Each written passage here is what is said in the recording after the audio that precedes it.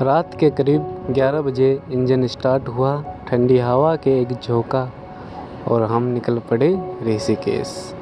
Road के दोनों तरफ अंधेरा, सिर्फ हेडलाइट की रोशनी और दिल में वो एक्साइटमेंट था। और आसपास भोले के भगत जो कावड़ ले जा रहे थे, ये सब देख के हम और भी एक्साइटेड हो गए। चांदनी रात में गंगा का शोर, ब्रिज पे चलती ठंडी हवा, लग रहा था जैसे वक्त थोड़ा रुक गया हो। वहाँ का शांत भरा माहौल और मंदिर की घंटी की आवाज़ दिल को एकदम हल्का कर रही थी। कुछ समय वहीं बिताने के बाद हम चल पड़े नीलकंठ के रास्ते। घूमो तो पहाड़, देखो तो जंगल और बीच बीच में हमारे बाइक का गुनगुनाता हुआ साइलेंसर। कहीं से ठंडी हवा का एक तीखा झोंका आता है, कहीं जंगल से कुछ अजीब सी खुशबू। रोड नैरो थी लेकिन उसमें एक अलग ही एडवेंचर था। सुबह होते ही हम ट्रैकिंग पॉइंट पहुँचे। पहला कदम चढ़ा तो लगा बस थोड़ा आगे ही होगा, पर रास्ते में छोटे छोटे पत्थर और पेड़ पौधों की घनी छाँव। हर टर्न पर एक नया व्यू। थोड़ी थकान थी पर उस थकान में भी मज़ा था। पैर भारी हो रहे थे, पसीना आ रहा था, सांस तेज हो रही थी, पर पता नहीं क्यों उस थकान में भी एक अजीब सी खुशी थी। जैसे हर कदम के साथ हम सिर्फ वाटरफॉल के करीब नहीं, अपने एक नए एक्सपीरियंस के करीब जा रहे थे।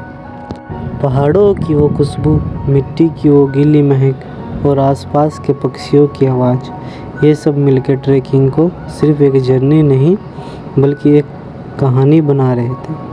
और जब थकान के बीच में हवा का एक ठंडा झोंका लगता था तो लगता था जैसे नेचर ने अपने हाथ से थोड़ा थोड़ा एनर्जी वापस दे दिया हो। काफ़ी भूख लग चुकी थी, थकान भी अपना असर दिखाने लगी थी, इसलिए हमने सोचा कि पहले कुछ खाने और रहने का जुगाड़ करते हैं। फिर हम निकल पड़े बाइक में होटल की तलाश में। कुछ देर घूमने के बाद हमें एक होटल मिला, उसमें हमने रात बिताया। फिर उसके बाद हम अगले मॉर्निंग का प्लान बनाने लगे। और फिर बस बातें करते करते नींद कब आ गई पता ही नहीं चला। सुबह का प्लान क्लियर था, पटना वाटरफॉल जाना है। सुबह की ठंडी हवा, आसमान में हल्का सा सूरज और हम ट्रैकिंग पॉइंट की तरफ निकल पड़े। वहाँ से शुरू हुआ करीब 40-45 मिनट का ट्रैक। पहले कुछ कदम आसान लगे, पर जैसे जैसे आगे बढ़ते गए, उतार चढ़ाव करते गए तो थोड़ा भारी भारी होने लगे। फिर भी उस थकान में एक अलग ही मज़ा था। कभी जंगल की खुशबू, कभी पेड़ों के बीच से आते सूरज की किरण और कभी हवा का एक ठंडा झोंका हमें फ्रेश कर देते थे। थोड़ा सा सुकून और एक नई ताजगी, बस वही मोमेंट्स हमें फिर से मोटिवेट कर देते कि चल यार बस थोड़ा सा और हम फिर हंसते हुए बातें करते हुए अगले मोड़ की तरफ बढ़ जाते थे। फिर एक जगह हम रुके, सामने एक वुडन पोल पे एक छोटा सा बोर्ड था जिस पे वाटरफॉल का डायरेक्शन था। बस उस बोर्ड को देखते ही एक्साइटमेंट डबल हो गया। लग रहा था जैसे ये साइन हमसे कह रहा हो बस थोड़ा और तुम अपनी मंजिल के करीब हो।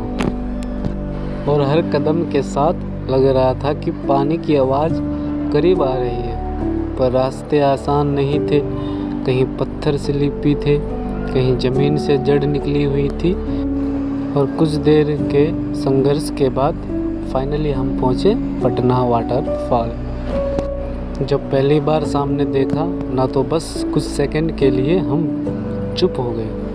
ऊपर से इतनी ऊंचाई से पानी सीधा नीचे गिर रहा था और गिरते हुए जो आवाज़ आ रही थी वो सिर्फ आवाज़ नहीं, वो नेचर का अपना म्यूजिक था।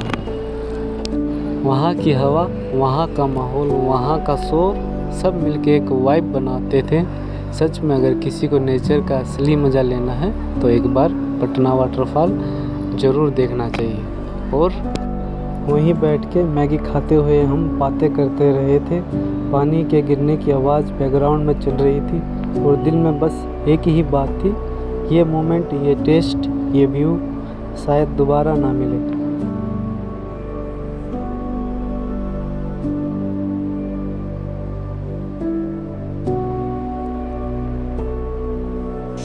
इतनी दूर हम आ गए पहाड़ के बीच में। तो भाई तुझे क्या मिला इतनी दूर आके? मेरे भाई हाँ। क्या मिला मतलब बहुत ज्यादा सुकून मिला भाई। अच्छा जिंदगी जीने का जुनून भी मिला भाई। आप ठीक है अब भाई। जाएगा अपने गांव पे खुशी खुशी काम करेगा, ये मन लगा के काम करेगा भाई। ठीक है, वीडियो में बने रहो हमारे साथ। फिर चलेंगे अब उत्तराखंड का सैर कराएंगे आपको। और वो कौन सा पुल था आपने? लक्ष्मण पुल है और राम पुल है, ठीक है, वहाँ भी चलेंगे। ठीक है, ठीक है भाई। अभी तो राफ्टिंग भी रह रहा है अपना। अभी तो राफ्टिंग का भी जो सीन है हमने अभी मिस कर दिया। वहाँ पे ग्रुप के साथ होता है तो हम 2 ही पार्टनर्स हैं और 2 पार्टनर्स की और नीड है। 2 पार्टनर्स के साथ फिर विजिट करेंगे।